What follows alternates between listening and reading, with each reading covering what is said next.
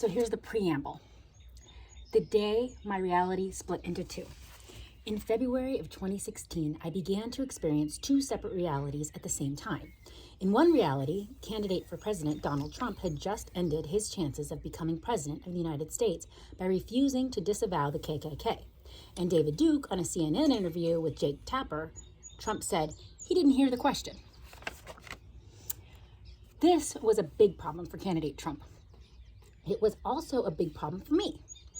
I was one of the earliest public figures to have predicted Trump's win, and I was in the middle of an unplanned career pivot from guy who created the Dilbert comic to something like a political pundit. My blog traffic went through the roof whenever I wrote about Trump's skill as a persuader. I don't know much about politics, but I know skillful persuasion when I see it. As it turned out, there was a big demand for what I called my persuasion filter on the race. Producers for news outlets, both large and small, were scrambling to get me on their shows. I wrote and spoke so much about Trump's persuasion skills that people labeled me a Trump supporter, although not in the sense of supporting his policies. By then, my writing about Trump had already cost me half of my friends. My lucrative speaking career had dropped to zero, and I didn't expect any new Dilbert licensing deals. I had become toxic for any kind of mixed crowd, but I was okay with my situation because I expected to be right in my prediction that Trump would win it all. Winning fixes most problems.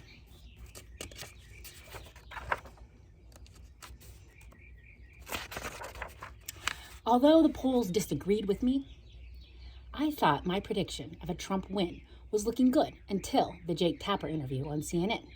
In this version of reality, I had foolishly alienated my friends, annihilated my professional reputation, and cut my income in half. And all I would get in return was a Wikipedia entry under my name saying I had supported an alleged racist for president. The situation was less than ideal.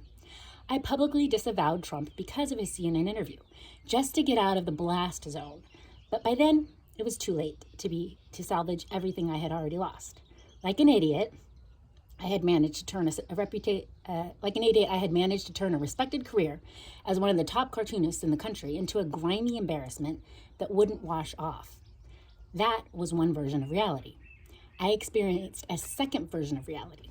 I experienced that second version at the same time. This version involved Trump brushing off CNN KKK controversy and going on to win the presidency. In that version of reality, I would be redeemed in the end, at least in terms of being a credible political observer. Winning always feels good. For the next several months, I lived both realities, but I trusted only one of them. I doubled down on my prediction of a Trump win. If that sounds crazy to you, well, that's nothing. We're just getting started. There's plenty more crazy in this book. So it's Win Bigly. We'll go to chapter 1, or the introduction, where I prime you for the rest. I'm a trained hypnotist, and I'm going to tell you about the spookiest year of my life. It happened between June 2015 and November 2016. Okay, that's a little more than a year. Everything you are about to read in this book is true, as far as I know. I don't expect you to believe all of it. Who could? But I promise it is true, to the best of my knowledge. I've waited decades to deliver the message in this book. I waited because the world wasn't ready, but also because the messenger, yours truly, Scott Adams,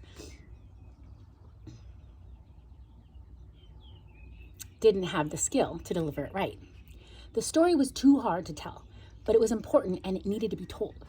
And so I waited, and I learned, and I practiced. And I waited some more. Then it happened. On June 16th, 2015, Donald J. Trump rode a golden elevator in Trump Tower to the lobby where he announced his candidacy for President of the United States. Like most observers at the time, I didn't fully understand what I was seeing. It wasn't until the first Republican primary debate that I realized what was happening right before our eyes. Trump was a no ordinary politician. He was no ordinary business person either. In fact, he wasn't ordinary in any sense of the word.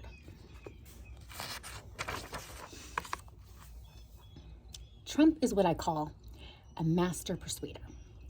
That means he has weapon-grade persuasion skills. Based on my background in the field, I recognized his talents early. And after watching him in action during the election, I have to say that Trump is the most persuasive human I have ever observed. President Trump carried those persuasion skills into the White House, where his supporters say he has gotten a lot done, and his critics say he hasn't. Supporters pointed to a decrease in illegal immigration, a stock market strong. At this writing, high consumer confidence, progress fighting ISIS, a solid Supreme Court nominee, and a stronger than expected foreign policy game. Critics saw chaos in the administration, slow progress on healthcare reform, and maybe some kind of nefarious connection with Russia.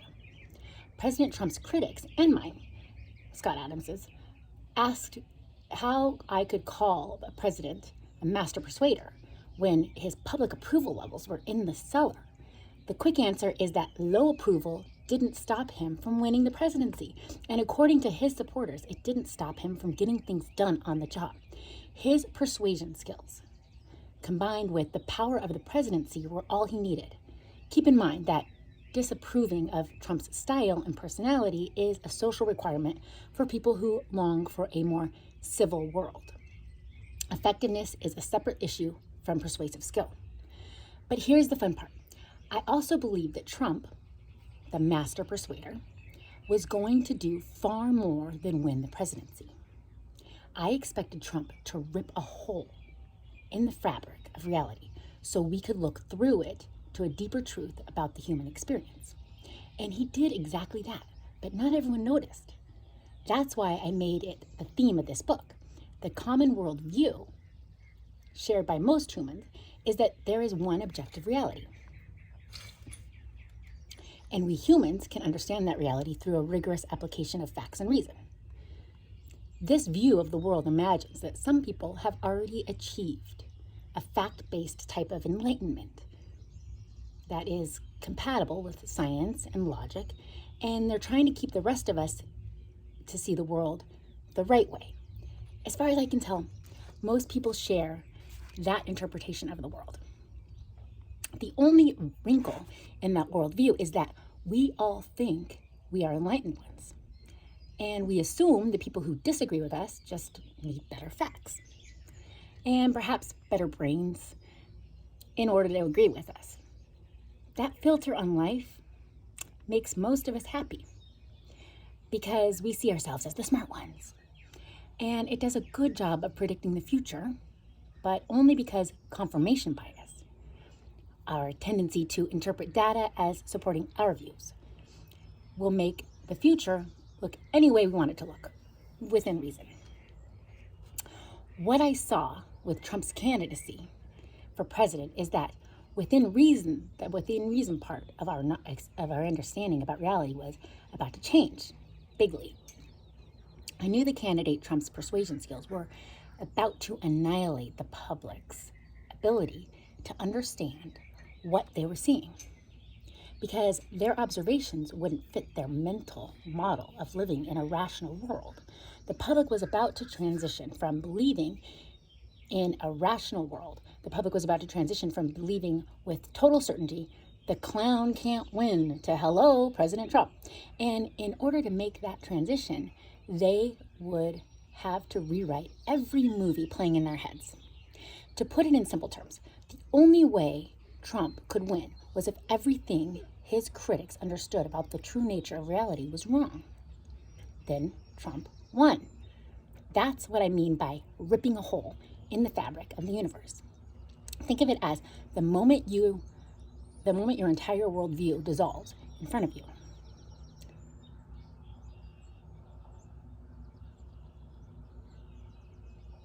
And you have to rebuild it from scratch. As a trained persuader, I found this situation thrilling beyond words. And I was about to get a lot of company once people realized what they were seeing.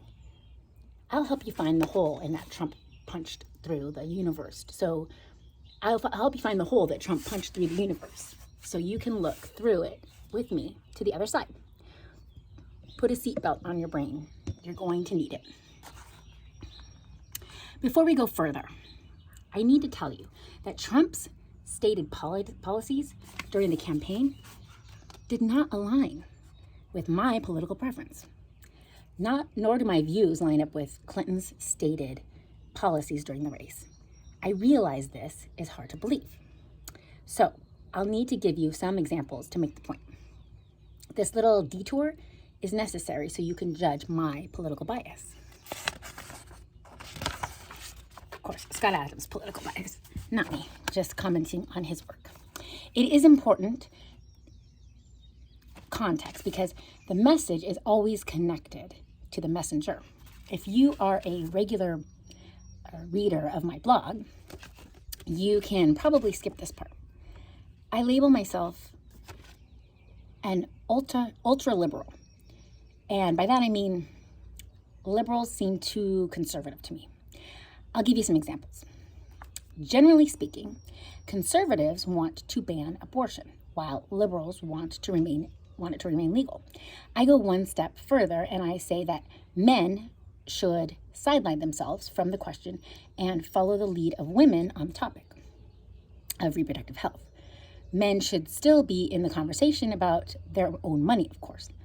Women take on most of the burden of human reproduction, including all of the workplace bias, and that includes even the women who don't plan to have kids. My personal sense of ethics says that people who take the most responsibility for important societal outcomes should also have the strongest say. My male opinion on women's reproductive health options adds nothing to the quality of the decision. Women have it covered. The most credible laws on abortion are the ones that most women support. And when life and death issues are on the table, credibility is essential to the smooth operation of society. My opinion doesn't add credibility to the system. When I'm not useful, I like to say, stay out of the way. Generally speaking, conversations are opposed to legalization of marijuana, whereas liberals are more likely to support it. I go one step further and suggest that doctors prescribe recreational drugs for old people to make their final years enjoyable. What do they have to lose? Yes, I'm serious. I know it's hard to tell. When it comes to complicated issues that economics and foreign affairs, about economics and foreign affairs, my opinion is that I never have enough data to form competent opinions. Neither does anyone else. My opinion of my own limitations doesn't match that of any politician. They pretend they have enough information to make informed decisions. Generally speaking, conservatives think we live in a country where everyone already has equal opportunity. Liberals generally think the government should do more to guarantee equal opportunity. I go one step further and suggest considering slavery reparations for African Americans in the form of free college and job training, funded by a 25-year tax on the top 1%. In the long run, I want free education for all, but you have to start someplace. No matter who goes first, it will seem unfair to everyone else. So why not let African Americans and low-income families go first? Keep in mind that helping the demographic group that is in the deepest hole gives society the biggest economic bang for the buck. And when society is prosperous, most of it flows right back into the pockets of the 1%, making their taxes for this purpose almost an investment. Now, here's a little commentary on this. So right now, it's probably harder to find this book and work of Scott Adams because he's being accused of being a racist. But I think right there, you have some evidence that he really has a lot of compassion for another race besides his own. I hope these are enough examples to make my point. I'm not on any political team, and I like it that way. We're back to the book. So this is persuasion tip number 1. When you identify as part of a group, your opinions tend to be biased toward the group consensus. Policies aside, I was clearly a Trump supporter in the sense that I spoke glowingly of his persuasion skills, his humor, and his business talent. I was among the first observers, some say the first, to identify his political maneuvering as solid strategies borrowed from the business world. I was making that point while most pundits were labeling him as an unhinged clown. I know a lot about business because I've observed it and lived it in a lot of ways. I write about business in the Dilbert comic, and I've published several business humor books. I also spent 16 years in corporate America, first as a large bank and later at a phone company. I held about a dozen different jobs at those companies and got to see business from the perspective of technologies, marketers, strategists, leaders, followers, and more. I also have a BA in economics and an MBA from the Haas School of Business at UC Berkeley. And I managed several different types of businesses of my own. The Dilbert business is a substantial enterprise. It was a substantial enterprise. I think they're working on getting back. That's my commentary. And I managed that. I also confounded a startup called WinHub, and I helped manage that. I make no claim of being a great business person, but I can usually tell the difference between good business practices and bad. Political pundits and writers covering Trump during the campaign generally did not have business experience, and I think that put them at a huge disadvantage in understanding the power of this method. It wasn't all about persuasion. He also used high-end business strategy all the way. And you wouldn't recognize it as such if you had never spent time in that world. As I grew my number of social media followers by attracting Trump supporters, it was fun to play to the audience. They liked pro-Trump humor and content, and I enjoyed delivering it. The funniest observers of the election seemed to be on the political right, and I'm attracted to funny. I did sometimes criticize Trump, and I sometimes praised Clinton when her persuasion game was good, but I made no attempt at balancing the two for the sake of appearances. The mainstream media was doing a good job of covering all of the candidates' flaws and features. My primary interest was the topic of persuasion.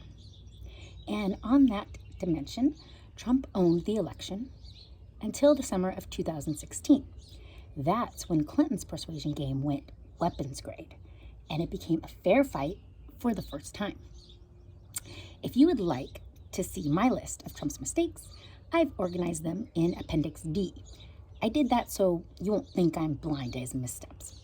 This is a good place to tell you where my credentials rank in the field of persuasion. I label my persuasion skills commercial grade, meaning I successfully use persuasion in my work. A few levels above me in talent and credibility are cognitive scientists who study this sort of thing for a living. If a cognitive scientist tells you, I got something wrong in this book, trust the scientist, not me. In my view of the world, the few individuals I call master persuaders are a level above cognitive scientists in persuasion power and possess what I call weapons grade persuasion skills.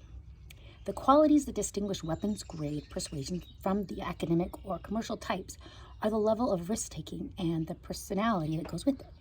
Trump, the candidate, had an appetite for risk, a deep understanding of persuasion, and a personality that the media could not ignore.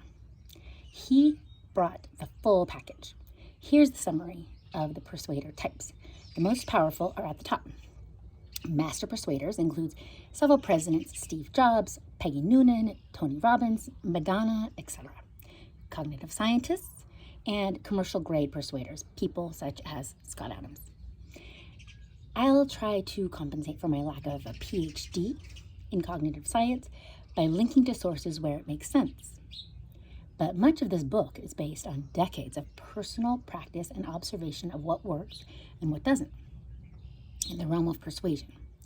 I encourage readers to remain skeptical and to check any of my claims on their own. A simple Google search will confirm or debunk almost anything I say in this book about persuasion. But Scott, Trump is a horrible monster, isn't he? Trump's critics were appalled that I could say anything positive about this horrible monster that they expected to sprout horns at any moment. To them, my so-called support of Trump represented a big risk for the country, and it was the most despicable thing I could do. They worried that my writing would help get this racist, sexist, disrespectful, xenophobic hater elected. And they asked me how I could live with myself as Hitler's little helper. Wasn't I taking a risk with the future of the entire planet? Was I putting everyone's life in danger just to have some fun and get some attention? The simple answer is that I didn't see any of their concerns as real. In Trump, I saw a highly capable, yet flawed man trying to make a positive difference. And I saw all of his opponents' fears as the product of heavy-handed political persuasion. No one becomes Hitler at age 70. We would have seen a lot of warning signs during his decades of public life. And I kept in mind that most Republican candidates for president have been painted with the same Hitler brush, and it hasn't been right yet. In a similar fashion, a new President Obama was not part of an Islamic terrorist sleeper cell, as some of his critics claim. I saw candidate Trump as the target of the same sort of partisan hysteria. Like much of the public, I saw a scary extension and extremism in Trump's language and policy preferences during the campaign. But I recognized this hyperbole as weapons-grade persuasion that would change after the election, not a sign that Trump had suddenly turned into Hitler. When Trump saw and said he would deport millions of undocumented immigrants who were otherwise obeying the law, his critics saw it as the beginning of a Hitler-like roundup of people who are different in some way. I saw it as a thoroughly impractical idea that served as a mental anchor to brand Trump as the candidate who cared the most about our porous borders and planned to do the most about them. Never mind, the initial deportation plan was mean, impractical, and many would say immoral. Trump's position gave him plenty of room to negotiate back to something more reasonable after he was in office. That's exactly what happened, even if you don't like where it ended up.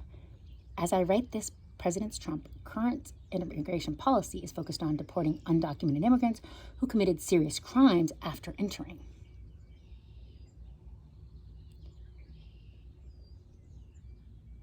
His critics probably felt relieved because his opening offer, mass deportation, was so aggressive that his current policy seems more reasonable than it might have without the opening offer. For contrast, that is classic deal-making. You start with a big first demand and negotiate back to your side of the middle. When candidate Trump answered questions about policies, it was clear he didn't have a detailed understanding of the more complicated issues. Most observers saw this as a fatal flaw that would keep him out of the White House. I didn't see it that way. I saw it as Trump recognizing that people don't use facts and reason to make decisions. A skilled persuader can blatantly ignore facts and policy details as long as the persuasion is skillful. Candidate Trump matched the emotional state of his base and matched their priorities too. His supporters trusted him to dig into the details once elected, with the help of advisors and experts, and that's what happened. I was far from being a true believer about Trump's policies, but unlike most of the world, I recognized his campaign promises as more persuasion than policy. I never took his policy positions too seriously, except in a directional sense. And directionally, Trump wanted the same things the public wanted: strong national security, prosperity, affordable health care, personal freedom, and that sort of thing. Although Trump never said it directly, he branded himself as a flexible leader who would work out the details after election. And sure enough, we observed President Trump working the details out after election on immigration policy, healthcare, taxes, fighting ISIS, and more. President Trump's policy evolution was generally in the service of moving toward the political middle, as presidents generally do, creating haters on the right as well as the left.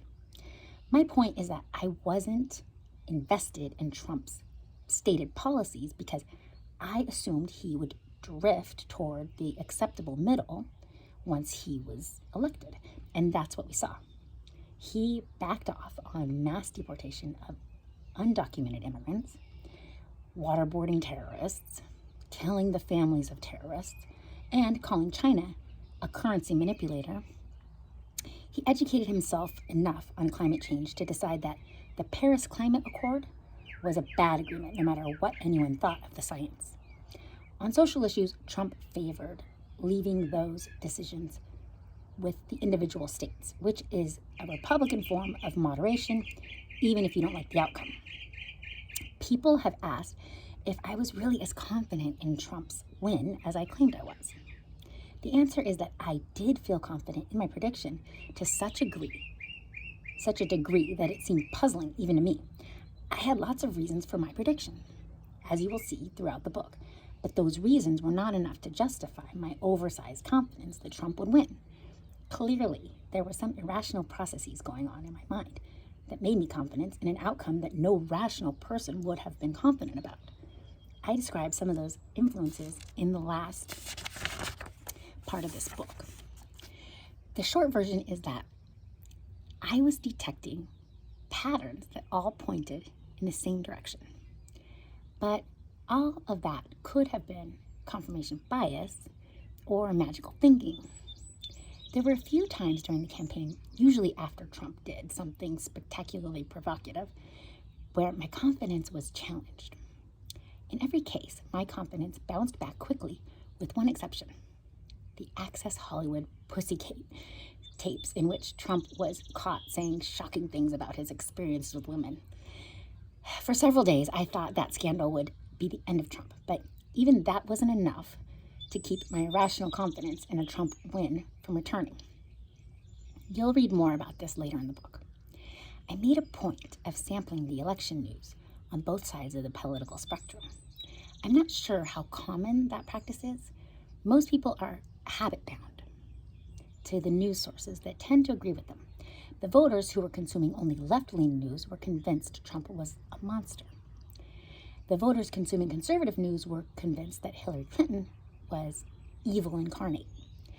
If you don't sample the news on both sides, you miss a lot of the context. For example, when candidate Trump allegedly mocked a writer with a bad arm, the anti-Trump press played the video on loop to portray him as a bad person. But over the conservative news sites and on Twitter, you could see older videos of Trump using the same mocking hand gestures in other situations. Apparently, he routinely makes the same spastic impression when mocking the opinions of his critics. If you watched only liberal-leaning news, you'd process that situation as Trump mocking a disabled guy for his disability.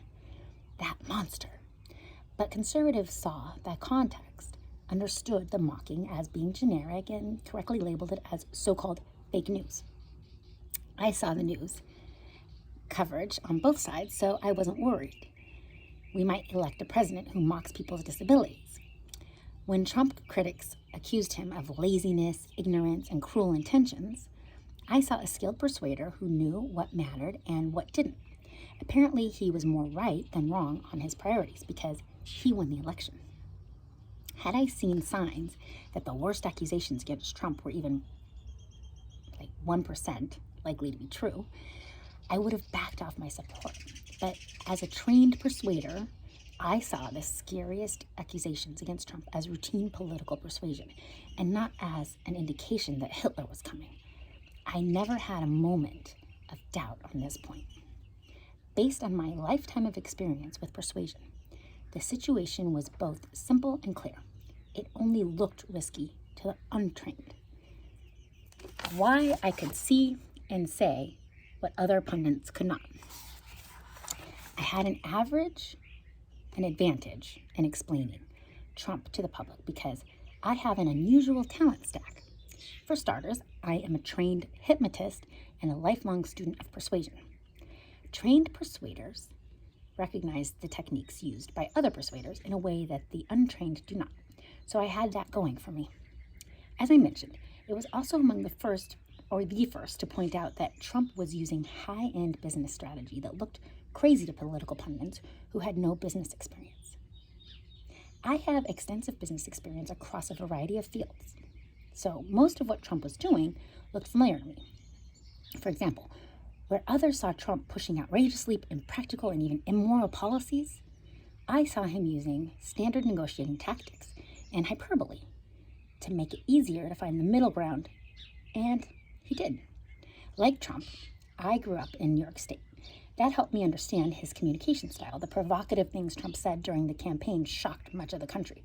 But to New Yorkers, such as me, talking in a way that sounds unnecessarily provocative, as Trump often did during his campaign, is what New Yorkers call talking. My claim is that it's easier for a New Yorker to understand another New Yorker than it is for a Californian to understand a New Yorker. I had a lot of advantages in understanding Trump's communication style and his powers of persuasion. But when it came to communicating what I knew, I had one enormous advantage that almost no one else covering the election had. I wasn't doing it for the money. I'm already rich. No one owns me. The common business term for the situation is having FU money. And I have it. That gave me the freedom to say whatever I thought was both useful and true. And thanks to my popular blog at dilbert.com, I had a direct channel to the public. I also knew there would be plenty of haters coming at me as soon as I started saying good things about Trump's talents. And come after me they did. Amateurs, professionals, and paid trolls alike. Luckily for me, I had a 3-word philosophy beginning with F and ending with money. That covered the situation. And I made sure my readers knew that's how I was thinking. The freedom to say whatever I wanted to say and to do it publicly was half the fun. Oh, I also have one more thing going for me. I don't feel shame or embarrassment like normal people. I wasn't always this way. It's a learned skill, and I knew it would take all of my embarrassment avoidance talents to survive what I expected would be a year of abuse at best, and at worst, if my critics are right, a lifetime of mockery for the things I was about to say in public.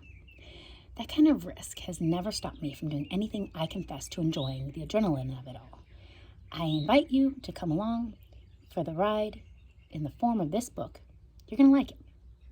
I invited people of all political perspectives to enjoy this book without getting sidetracked by politics. I won't be discussing policies except in the context of persuasion. This book isn't designed to change your mind about policies, politics, or about Trump. All I hope to do is teach you some things about persuasion by wrapping it all in an entertaining first-person story. With your permission, let's do it. All right, so come back next time and we'll keep going on the book. We'll start with part 1, but that was the intro. If you want to learn persuasion and work on your talent stack and hear how some successful people succeed, think of a mindset that kind of gets you going in life in a way that is helpful no matter what. This book is good. It'll help you do it. So come back and we'll go on to part 1. So like, subscribe, all that good stuff. Comment.